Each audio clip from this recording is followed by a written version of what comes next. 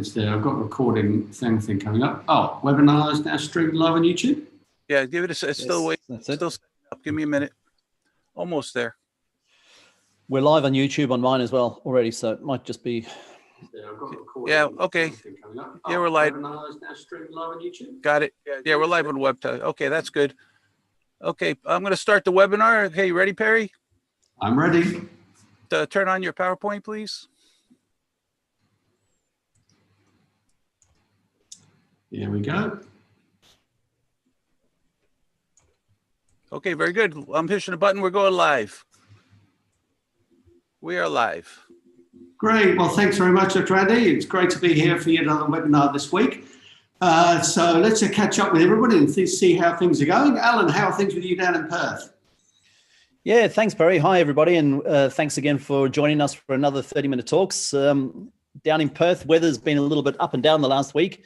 But generally, you know, Perth is still going well. We haven't really had many problems, as I've said, many weeks now in a row with COVID, and life is almost back to normal for us. But I must admit, usually it's much warmer this time of the year. We've got some cold, wet weather coming through at the moment.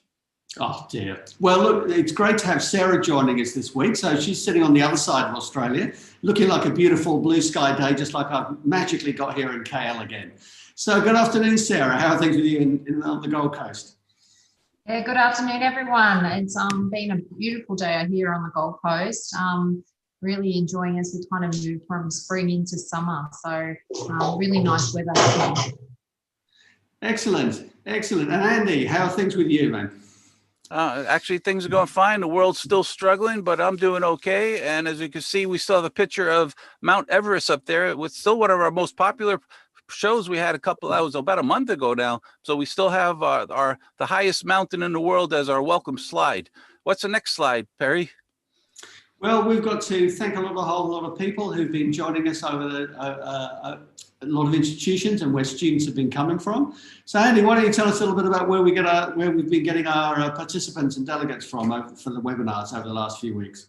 Yeah, for everyone out there, please use the chat room. Tell us where you're from, what school you're from. We have a lot of people that come from CoRep, because that's an association of hundreds and hundreds of members in the Philippines. We also have members from APAC CRE, which is another large organization, PATA and the Philippines chapter. So, and we have Holy Cross, which is a school that just signed up a couple of weeks ago, and their students are starting to join us. UNLV in Las Vegas. So we have quite a mix of people here. So everyone should say hello from. Put it in the chat room. Tell us where you're from. Give us a little hint on how you're doing. And if you have any questions for the panelists, our guest speaker today, Sarah, then you can actually just put that into the question and answer. That's a better place to put that. So chat room, say hello. That's right, absolutely. So Alan, last week we had our colleague Frederic Bouchon from the Institute Paul Bocuse, who was talking about gastronomic tourism. How did our show go last week? Yeah, Frederic did a great job, as you can see from last week's ratings. Thanks again, everybody, for filling out the survey.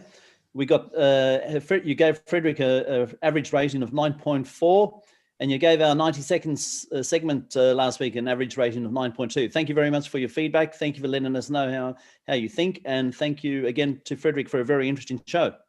Yeah, Alan's on a roll. 90 seconds he did last week, and he's doing another one this week. He loves doing those 90 seconds. It's great. We That's even right. do one too. That's good. We're looking forward to that one. That's right. So what sort of feedback did we get last week, Andy? Actually, we have a lot of quotes from our students, and we invite everyone when they complete the post-event survey to provide a quote. You can do that in the survey instrument. And last week we had some nice ones. 30-minute talks always fascinate me with new and exciting topics. Just like today, we're going to have another exciting topic from Australia. And in times of crisis, together we will rise and listen to the kinds of things that help us become better. From Ruby from the University of the Visayas. And Alan, why don't you do a couple of these? Absolutely. Come and join 30 Minutes Talks for exciting and wonderful experiences of fun and learning from the experts. That's from Dr. Mel of PUP in Manila. Thank you very much. And relating to the 90 seconds last week, the 90 seconds topic really helped me to deal with my mental health issues. Thank you so much for the tips you shared. And thank you to 30 Minutes for always coming up with wonderful topics. Thank you very much. And don't forget, if you want to look at the 90 seconds again, we've got it in our recordings. Yeah, so that was great feedback to get those, to get that. Andy. Yeah, you know, we're going to be making a page for all of the 90-second videos that's being developed as we speak. That's probably up in about a week. But again, at the end of the end of today's program, if you like to receive an e-certificate from 30-minute talks with all of our academic partner logos on there, you need to complete the survey at the end. And two things: you cannot leave it blank. If you leave it blank, you do not get a survey. It's very simple. You must provide 3 key learnings. So take some notes as we go through the sessions and make sure you put your key learnings when you complete the survey. And the survey usually takes a few days before, so it's always issued before the next program. So give it a few days before you start asking, where's my certificate? So look forward to we'll be putting the link for the survey in the chat room at the end, and then we'll have a QR code at the end. So get your camera ready. You can take a picture of that too. Right, absolutely. Now, every week we get a pre-show poll. Dr. Andy, you've been really busy on this one. I think you've given more options this week than we've ever seen before. So tell us a little bit about this week's pre-show poll. I'll read the questions. You can launch that poll. People can start answering. But since we're doing a travel topic today, I said, describe your travel since the start of the pandemic, which is in March of 2020. So the first answer is travel. Are you crazy? Some people haven't left the house. I only travel to the grocery store and the doctor's office. That's reasonable. Or I visit the park near my house at least once a week. Some people do go out. I make sure to visit a library, museum, or other fun place near my home. I took one plane trip to a tourism destination in my home country. So that's domestic tourism. See, we tied that into today's topic. I travel overseas one time this year for vacation. And of course, there are some people that nothing stops me from traveling. So some people have traveled the world and the virus doesn't mean a thing to them. So which one are you? Has Perry launched the poll yet? Yeah, I've launched the poll. Yeah, I'm seeing the numbers coming in here. Look, the grocery store is looking like the most popular place to be going to at the moment. Well, yeah, actually, I think that's a reasonable one. Good. I'm not sure if it's the grocery store or the doctor's office, because it's could be the doctor's. Oh, you're right. We gave a double. We go two on that one. Okay. Yeah. So let's just give everyone another moment to do that one. And, I think Barry and Alan and Andy, I think it might be last week's talk. They're all down there buying their gourmet produce. Yeah, absolutely. There you go. That's true. All right, let's end that poll and let's see what we've got here this week. Share the results. And as we can see here, I only travel to the grocery store and the doctor's office came romping in at number 1 there at 63%. Next closest one was just 11%. I visit a park near my house at least once a week. And a far distance was travel. Are you crazy? I hadn't left the house at 3%. Also with those planes, it said I took one plane trip to a tourism destination in my home country. I traveled overseas at 5% this year for a vacation, and nothing stops me from traveling as well. So there we go. So interesting again at 5%. So interesting to see what everyone is saying there. Okay. Just move that. Stop sharing that. I'll shut that for you, Perry. No problem. Did you shut the poll off? I still seem to have that on my screen. There we go. Okay. Oh, it's still showing up. Oh, there we go. Let's see if we've got that. No. There we go. So before we start, as it's coming up to 2 o'clock, we'd like to start. And so we're just going to have a few seconds of silence before we start the recording on that. And then we look forward to introducing our guest speaker for this week. So Andy, you push the buttons there? Yeah, we're all ready. Everything's recording, ready to go. Just a quick reminder to everybody that we're recording the show as usual. And for those of you that are not able to watch it now, it's also available on YouTube. So one or the other. Thank you for joining us. Yes, it's 2 o'clock. It's another wonderful 30 Minutes Talk webinar. So thank you very much for joining us for today's program. This week, we've got to have a really interesting presentation from Dr. Sarah Gardner, who's joining us from Griffith University in Australia. It's wonderful to be with you again. Over to our other co-founders. Andy, how are things with you? I'm doing well, thank you, and welcome to Dr. Sarah Gardner for joining us today. And we're looking forward to another exciting tourism topic and learning more about what to do. And as a result of this pandemic, people have stopped traveling. So we're really excited about hearing some new ideas, because every week we talk about this, every week we get a new idea, and I know we'll get a couple great ideas today. Absolutely. Welcome, Sarah. We're looking forward to your presentation. I think it links in nicely with what Frederick spoke about last week. And we've got an interesting, I hope you find it interesting, 90 seconds as well. So welcome to everybody from Perth, Western Australia. And I hope everybody's keeping safe no matter where you are in the world. Yes, well, welcome to everyone from Sunway University here in KL. We bring to you every week 9 seconds with 30-minute talks with a lot of support from our academic partners. Do you want to give a bit of an introduction to who some of our academic partners are? Of course, as Perry's mentioned, and every week we say this show could not go ahead without the support of our academic partners. So welcome and thank you again to Macau Tourism and Hospitality Association, to the Council of Hotel and Restaurant Educators of the Philippines, COREP, Silver Mountain School of Hotel Management, the University of the Bahamas, Tourism and Hospitality Education, the International Centre of Excellence, or the ICE, and the University of Hawaii, the School of Travel Industry Management. Thank you to those academic partners, and we'll mention more about the academic partners later in the show. Thanks very much for that, Alan. Now, this week we've got another exciting 90 seconds come up. Alan has been getting into doing these each week. And so following up on last week's one, he's got another one for us this week. So I'm going to say a little more, but we're going to launch this one. So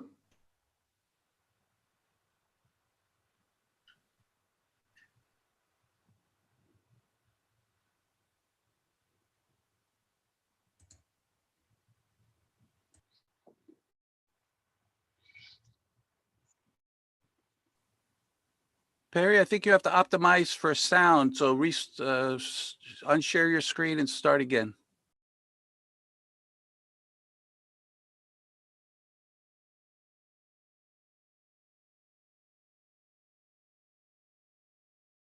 Oops, did we lose the sound there? Okay. We'll just share the screen again and get the sound back if we can on that one, Alan, to have missed you there. Okay. Oops. I think that one hasn't. We're just going to go back and start with that one again.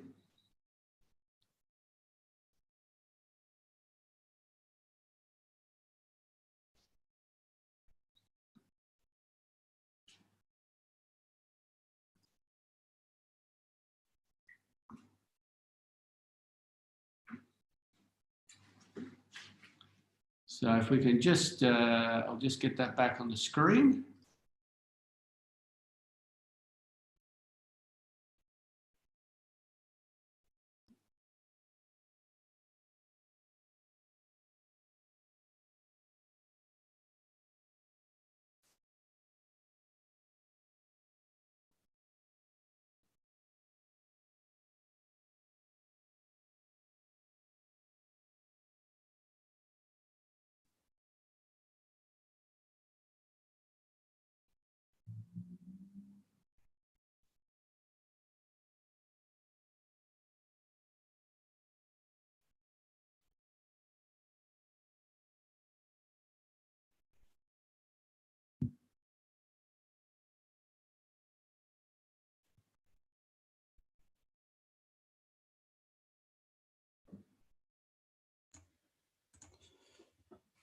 I'm not sure, Perry. I don't think we've got sound yet on this side. Is the sound okay? All right. Well, maybe what we'll do is we'll reload 90 seconds and we'll play it at the end. If we've got a bit of a technical hitch. Each week we get one sort of technical hitch. I guess that's our one for this week. So what we'll do is I'll reload that and then we'll play that later in the show after we've heard from Sarah. So I'm just going to, it's my great pleasure to be able to welcome Sarah to us this week. And we'll just see if I can jump over those screens, which is not going to happen either. So there's always something when you try and do these things, isn't there? So what we're going to do is just bear with me one second while we load that, take that one out.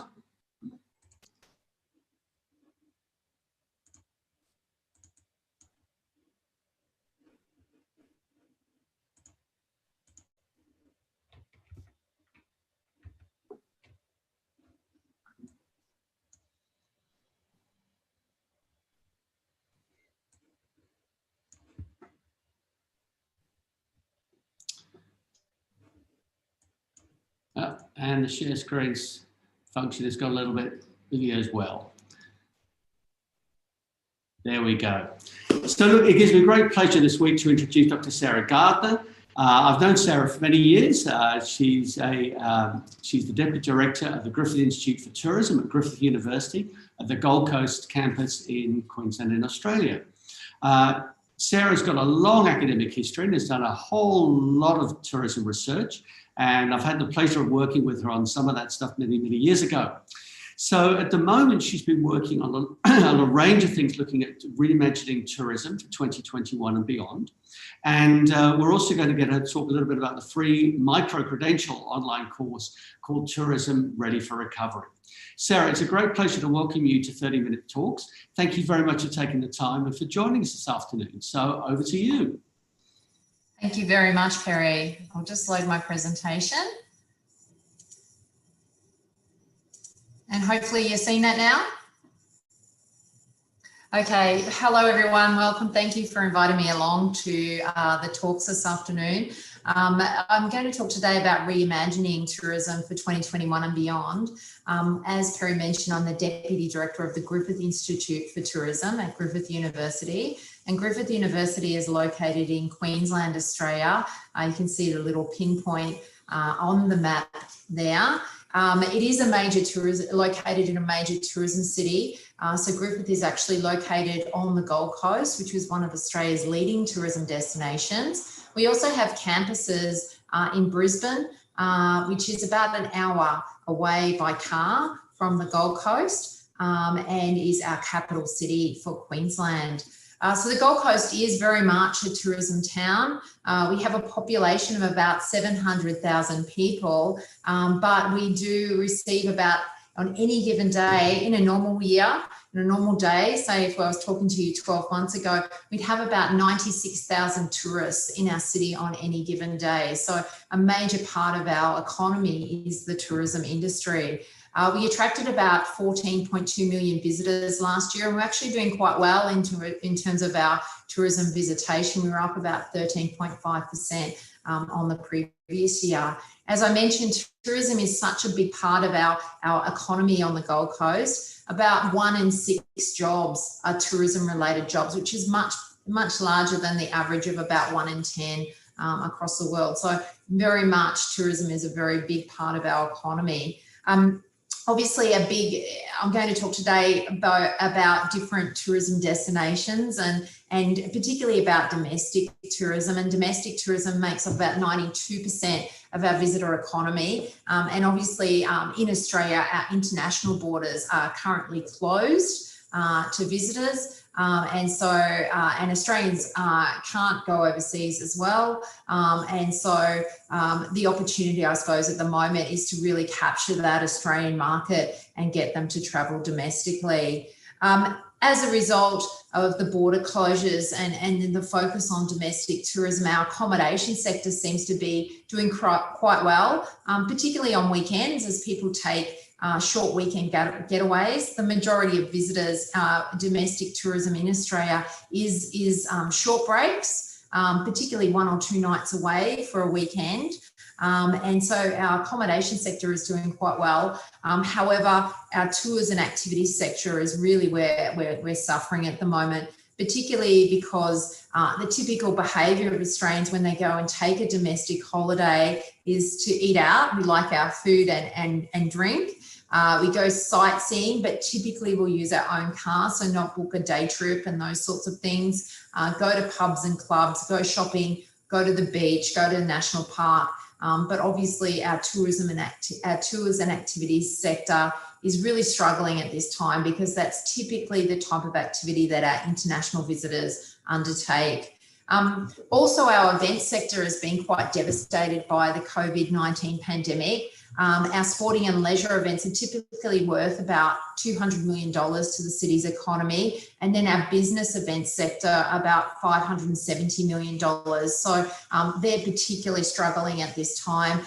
We do have COVID safe plans to start to reactivate our events. We actually have a major cultural event happening this week on the Gold Coast called the Bleach Festival. And people are really excited to start to see some of those events happening now. In Queensland itself, we've had very low numbers of COVID cases. However, our borders, our state borders, are still closed to two of our major tourism markets, which is Sydney and Melbourne. And so our industry is still very much feeling the extent of the COVID crisis.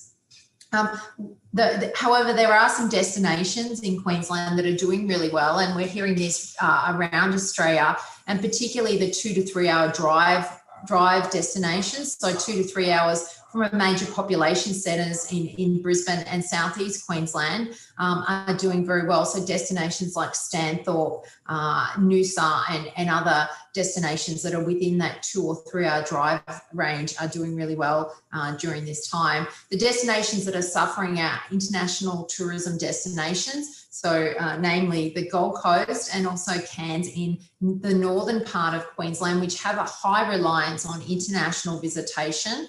Our capital cities around Australia are also suffering, obviously because of the high reliance on international visitors, but also with that business event sector not operating as it traditionally or typically would, is having a big impact.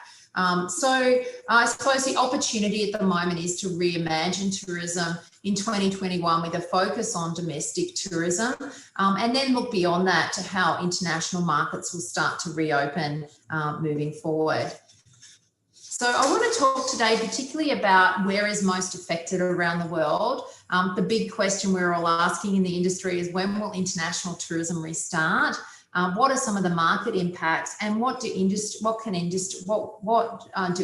do to start to address the COVID-19 pandemic? So I suppose it's two phases. It's the adaptation while we're dealing with the pandemic at the moment, and then the recovery once state and international borders start to reopen.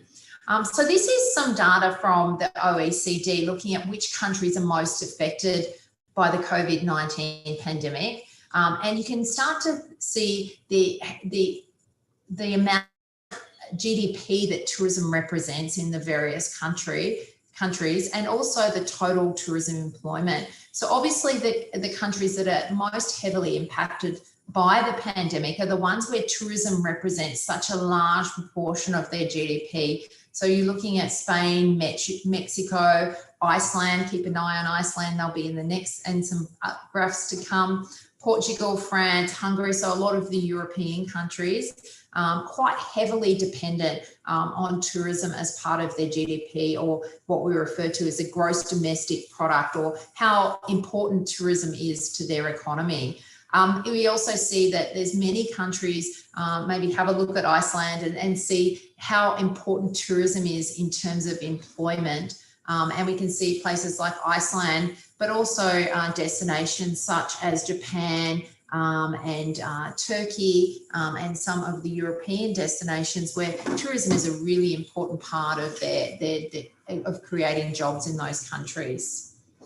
This is a graph from Australia, and I think it's really interesting to look at how tourism has grown over the long term. So this is a graph starting back in 1990 through to 2019. And so we're looking at the trends in tourism over the past 30 years. So I might get you to first have a look at the grey line on the graph. And these are the number of visitors departing Australia. So what you can see if you have a look at the grey line is that we've had quite strong growth coming out of Australia over the last 30 years, particularly in the last decade where we've had double-digit growth.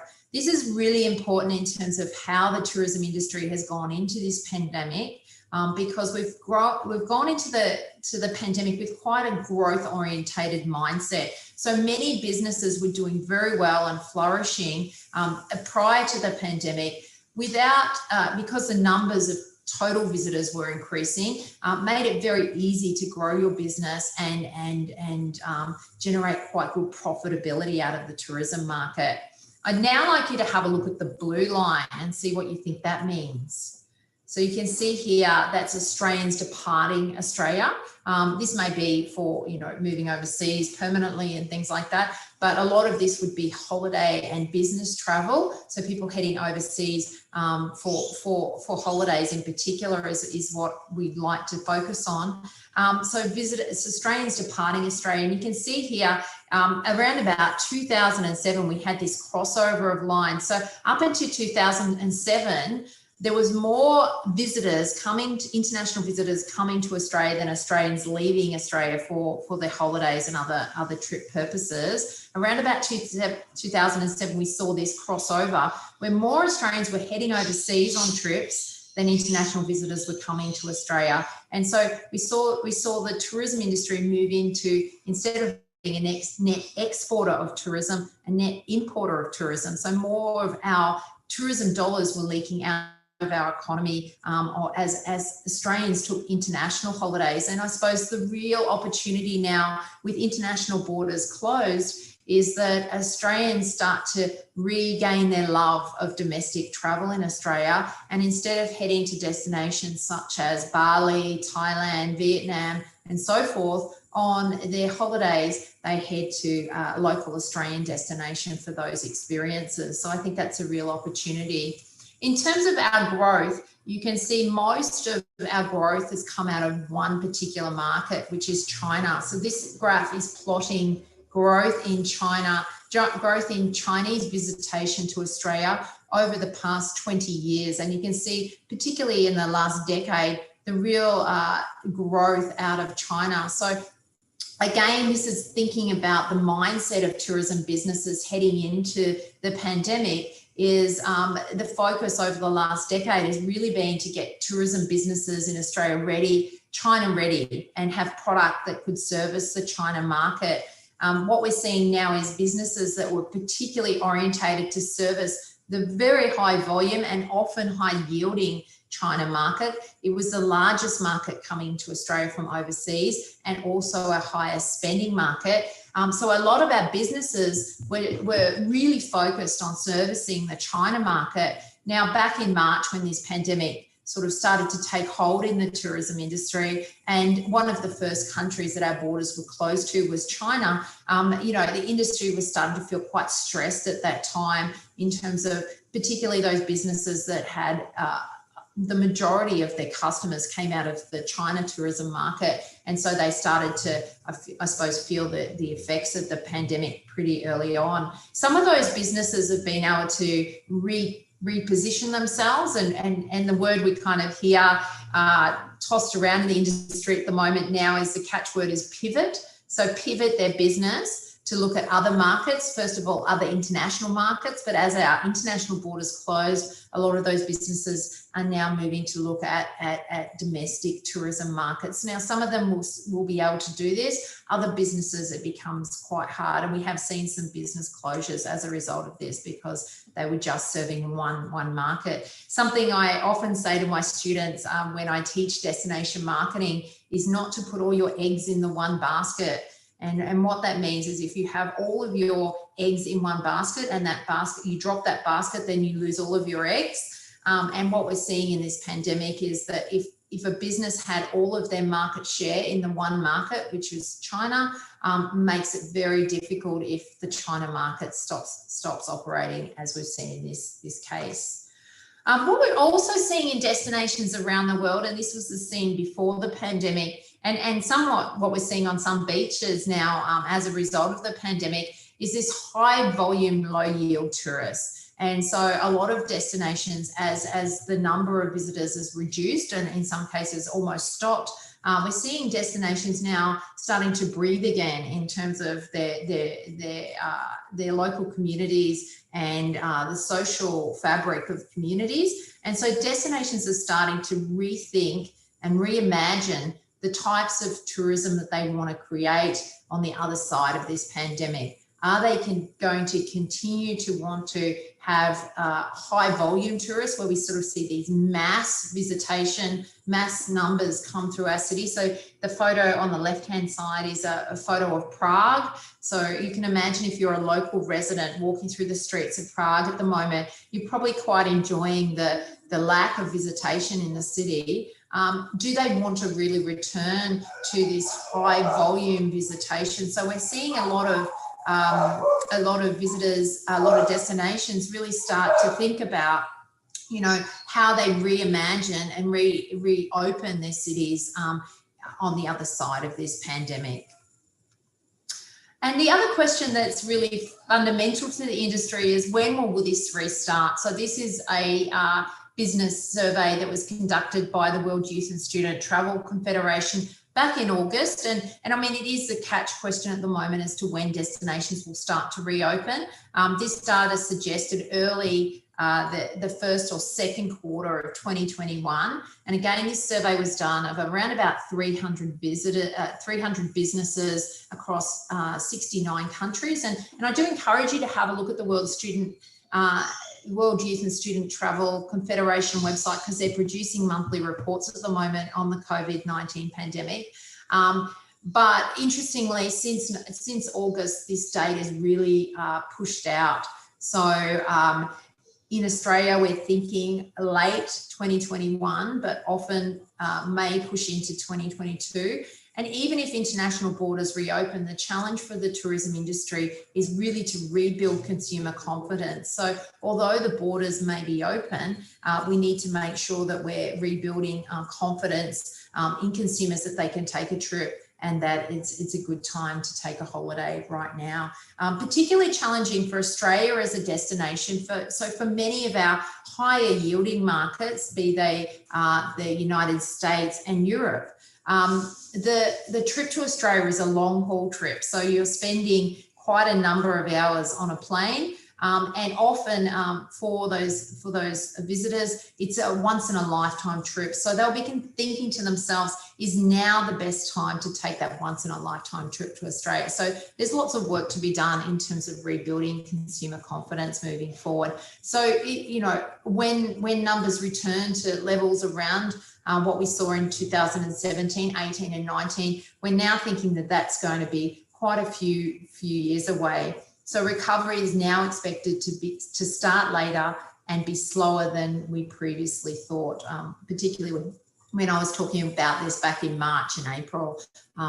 We're kind of thinking on longer term planning horizons now.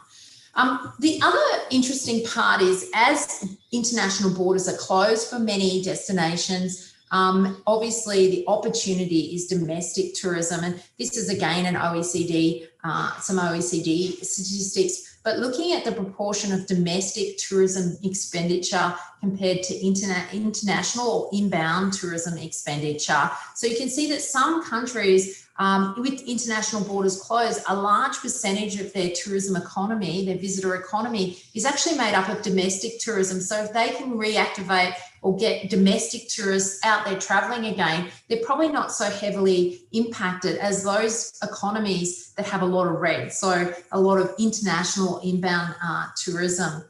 So economies such as Japan, Germany, the United States, the United Kingdom and so forth, that have large shares of internal travel or domestic travel, are probably going to fare much better during this pandemic because that domestic tourism industry is such a big part of their visitor economy. Other economies, particularly around Europe, Iceland, if we look there, have quite a significant part of their visitor economy is focused on international visitors. So as we see borders closed and international travel somewhat stopped at the moment, the longer that goes on for, the more impacted those economies relying on inbound or international visitors are going to be. So the challenge for Australia as we move to this domestic tourism model is starting to think through the logistics of this and how it actually can play out. So if we have a look, this is based upon last year's data in terms of international and domestic visitors in Australia. You can see that international visitors stayed on average 32 nights in Australia and spend on average per trip just a little over $5,000 per visitor per trip to Australia. If we have a look at domestic visitors, they stay on average a length of stay of 4 nights. In the majority of cases, I think around about 60%, it's just 1 or 2 nights. And their spend per trip is around about $684. Okay, so what that means in terms of generating demand is that to replace every 1 international visitor, we actually need 7 domestic visitors to take a trip. So in terms of demand, driving demand to kind of meet that tourism economy numbers that we need to achieve to keep the tourism industry afloat, that's quite a significant amount of demand. In Australia, we're currently obviously experiencing high levels of unemployment. And we're on the sort of, we're in recession and then we sort of come out of recession, but we're kind of on that borderline of recession at the moment. So this is not ideal conditions to really stimulate a domestic visitor industry. So this is really encouraging tourism businesses. The ones that are going to survive this pandemic are going to have to be quite innovative and resourceful in terms of how they move forward. And so when we start to think about innovation, this is a model that I developed with Professor Noel Scott from the University of the Sunshine Coast a few years ago, based upon some research we did around a tourism destination management plan for the Gold Coast. We started to look at how the Gold Coast and how other destinations can start to think about innovation in terms of what markets they're going to target and also what experiences they're going to develop.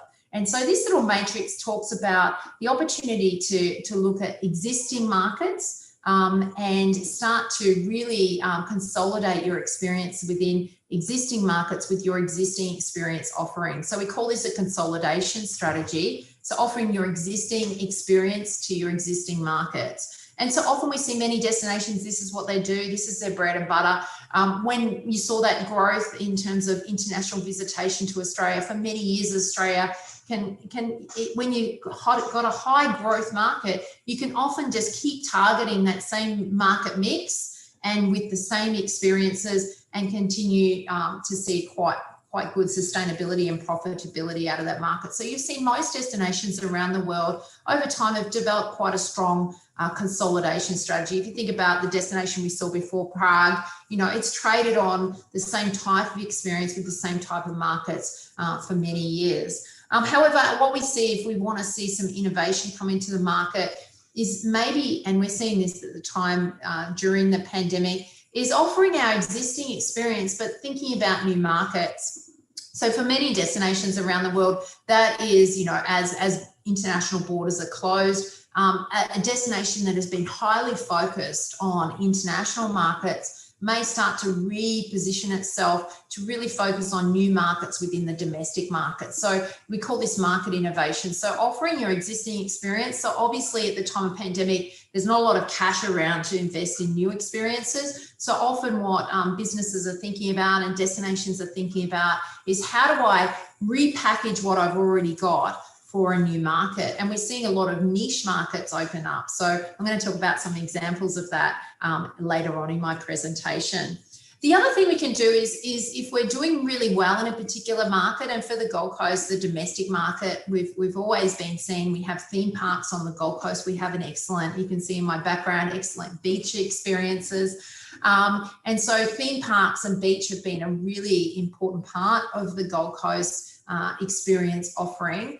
So can we actually, and a challenge for us is really about developing a new experience for one of our existing markets. So for the Gold Coast, we can always trade on beach and theme parks for our domestic market, but what our domestic market has been calling out for is a new experience and something we've been talking about for a long time. And I know Kerry will remember this very well, is developing up a rainforest experience for the Gold Coast to add to our experience offering and attract out by offering a new product, give people another reason to visit the destination.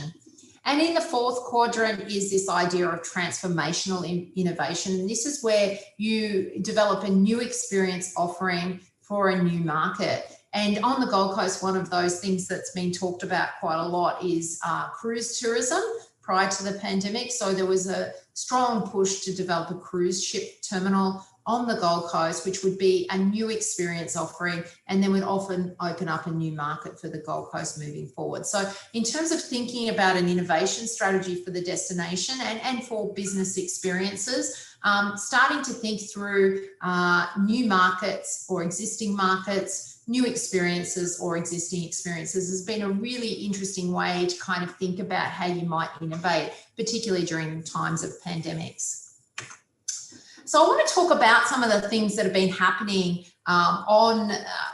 in Australia during the pandemic, where businesses have been quite innovative in terms of their response to the pandemic.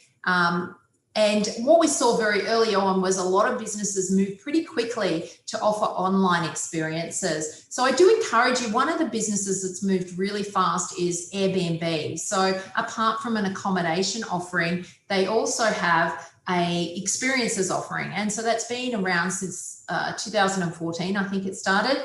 And so as the pandemic emerged, obviously I was doing some research, writing a book chapter on Airbnb experiences, and we collected some data in early March looking at the experiences. But as the pandemic sort of took hold, you could see that they were moving their experiences from in-person experiences. So you go into a city and maybe have dinner or go to markets or do an activity or take a city tour with a local host. They started to move those experiences online. So I encourage you to have a look at that platform. It's been quite successful. People are doing really well.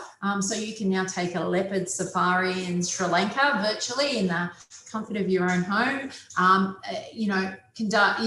Be involved in a Japanese cooking class in your own home. So a lot of those experiences move virtually. One of the ones that was really successful in Australia was the Camp at Home Heroes campaign. And this was run by our Caravan and Camping Association here in Australia. So one of the things that Australians do traditionally in the Easter holidays, so the Easter holidays for Australia is in April, and it's traditionally a time when a lot of families head out and go on a camping experience. At that time in April, we were we had quite stringent restrictions on our travel. And a lot of places were in lockdown where you couldn't leave your house and you couldn't travel outside of your local region. And so they set up a campaign called Camp at Home Heroes. And it was very, very successful.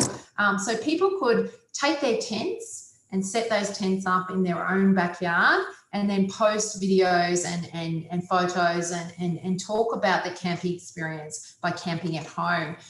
So in terms of the campaign, they got 1 million impressions. They reached out to over 796,000 users. They got a lot of engagement where people were watching the content online and viewing the videos. So they were able to keep people's interest in camping alive during this period and also create a really fun activity and create lots of engagement with caravan and camping experiences as a result. So I thought that was a great example.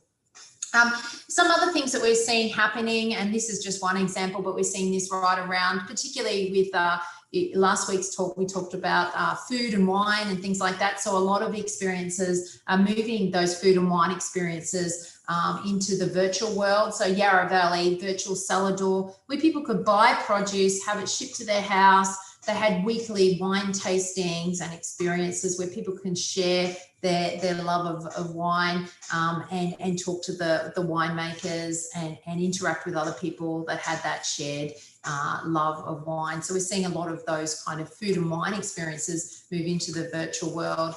The other one that happened quite quickly too was Wildlife Sydney did lots of live streams. So this is a photo taken at the Taronga Zoo in Sydney. You can see the Sydney Opera House in the background, and these are the famous giraffes that have some of the best views in Sydney. And they started live streaming from the zoo. So things like keeper talks, interactions with the animals, little videos were being live streamed on a regular basis. So people still stayed connected with the zoo. This is another one from my own backyard here on the Gold Coast. So Aqueduct Gold Coast just last month launched a new product Obviously very successful both with international and domestic markets, but really wanted to look at a more niche market and really wanted to create a product that would encourage locals to get out and try the aqueduct, which may be perceived as something that only visitors do, but really wanted local people to get out and try the aqueduct, as well as that domestic market that may come down for a day trip or may stay overnight but are fairly familiar with the Gold Coast. And so they created a new tour product, which is an adults only secrets, scandals and sunset cruise. So not just a sort of fun kids ride on the aqueduct, which is an amphibious vehicle that goes on the road and then can actually go into our canals and our rivers and travel around as a bit of a boat cruise experience as well. So it's an amphibious vehicle, both road and in the water. And so they've created an adults only product, very niche market to try to bring locals out, particularly popular for like a date night or things like that. So I think that's where a business has been quite innovative in adapting their product during this current time of the pandemic. Another businesses that I've worked with quite a lot over the past, I think 8 years we've worked together on this, is Get Wet Surf School. So that we actually did quite a bit of work. This is prior to the pandemic on their Learn to Surf lessons. So I suppose the focus traditionally of a Learn to Surf lesson is what this young lady's doing here, is going out in the waves, standing up on a surfboard and riding it to the beach. So over the past 8 years or so, we've been doing quite a lot of work with Get Wet to really think about how we offer this experience to the Asian market.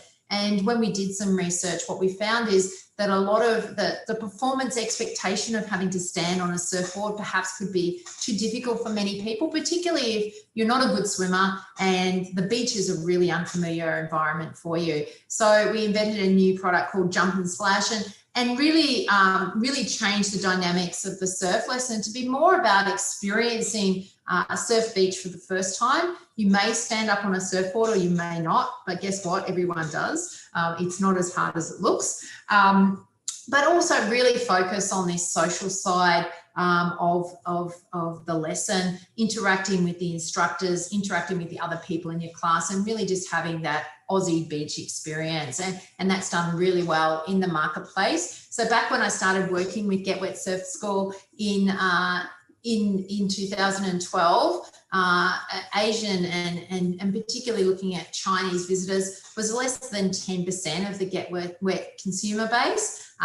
By 2017, that had moved up to 20%, 23% of their consumers were now coming out of China. So really just adapting and changing that product and innovating to make sure it met the needs of the consumer. So I think as we move through this pandemic, it's going to encourage businesses and destinations to really look at their product offering, really have a deep think about what their consumers are looking for, and then being quite innovative in terms of adapting and changing their product to meet the needs of the consumer markets that are available and open as we move through this pandemic. What we're going to see in Australia as well is that our international borders probably won't open up to every country right away. So we're going to see quite targeted opening up. We've already had a travel bubble with New Zealand that's been opened up. We may see destinations as talk of Singapore, Vietnam, other types of destinations in Asia opening up on a progressive basis. So I think as that happens and international tourism starts to re-emerge and we see these travel bubbles re-emerging, businesses are going to have to be quite strategic in how they offer particular products to particular markets and how they tailor their marketing campaign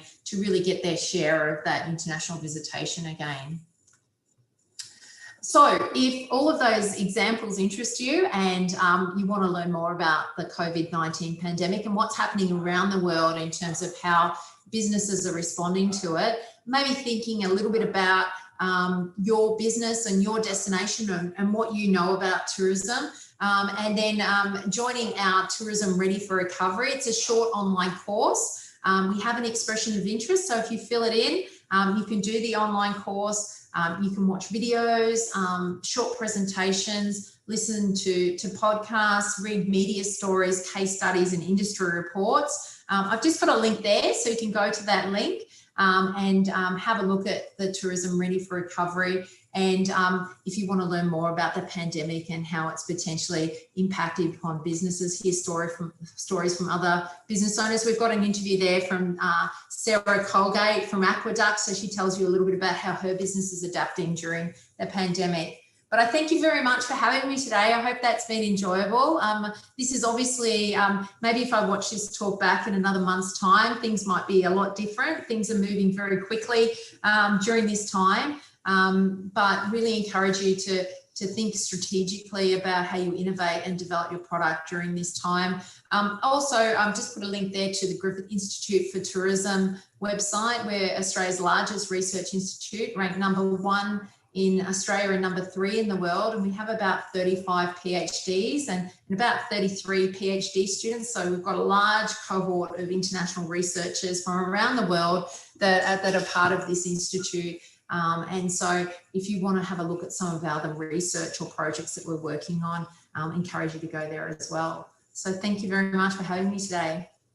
Well, Sarah, thanks so much for that. That was fantastic. Very interesting information. So, and case studies to show what different organisations have been doing. And, you know, obviously this has been a very, very challenging time for the tourism industry, not just in Australia, but of course throughout Asia. Many of the businesses, of course, throughout Asia, here in Malaysia, have been dependent on Australian tourists who no longer are not travelling. So this has been quite a challenge, you know, in both directions in terms of how this has impacted tourism through the region. Now, we've got quite a lot of few things going on in the chat function, and I know we've got quite a lot of students who are joining us from the Philippines who I think are hanging on for grim death at the moment. I think it's a Typhoon 3 has been hitting Manila there. And others in Bangkok. And we've got one question here from Sri Lanka, actually, which has come from Madura.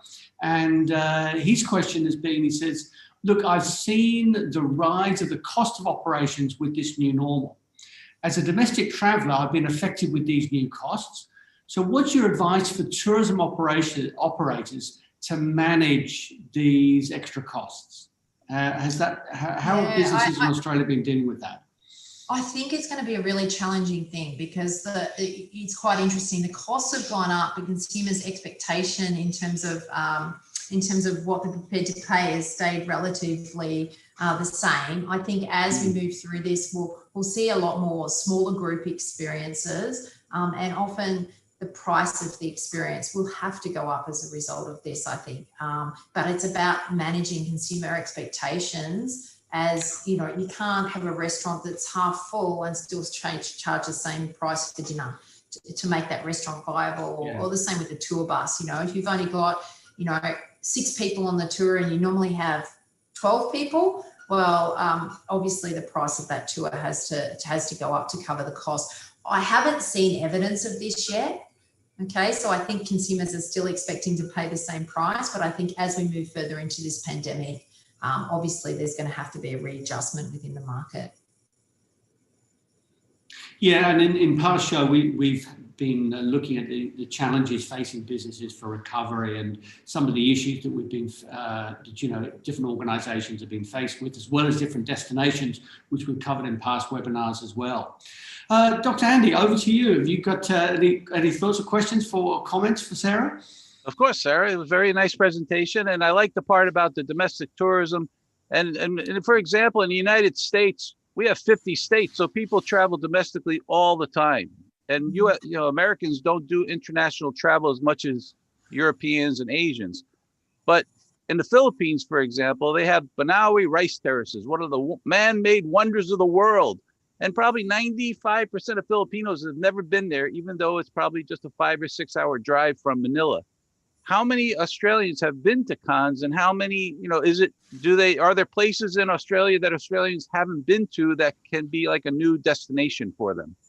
Absolutely. I think what we call bucket list destinations are typically, we've thought previously, are overseas locations, but I think the opportunity is to really create bucket list destinations in Australia. And I think a lot of Australians are quite surprised that they actually have these experiences locally. And so it's been a nice surprise. They may have gone on their beach holiday overseas, and then they've booked something just an hour or two away from their front door, and they've been pleasantly surprised at how wonderful it's been.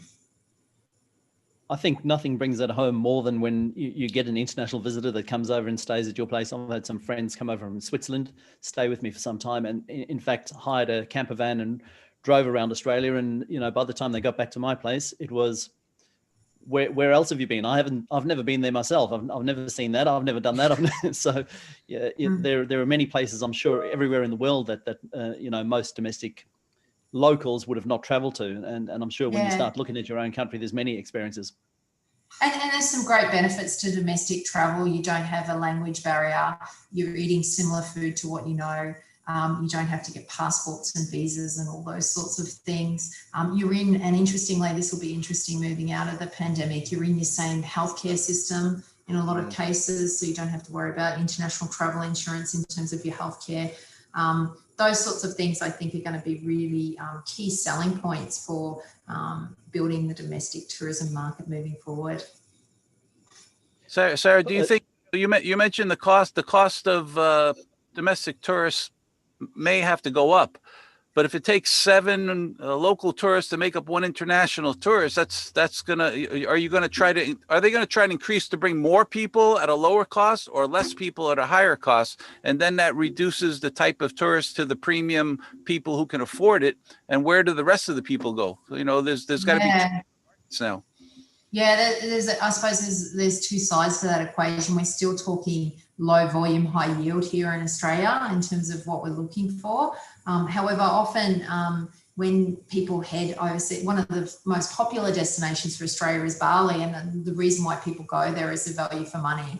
And so, the cost of the holiday is going to be a lot more. What we're also seeing from a distribution side of things is somewhat of a pushback on those big distribution channels and platforms. So we're seeing a lot of businesses encouraging people to book directly with them because obviously the commission can be quite high on some of those bookings, 30% if you book through a booking platform. So a lot of businesses are really quite strongly encouraging that domestic booking.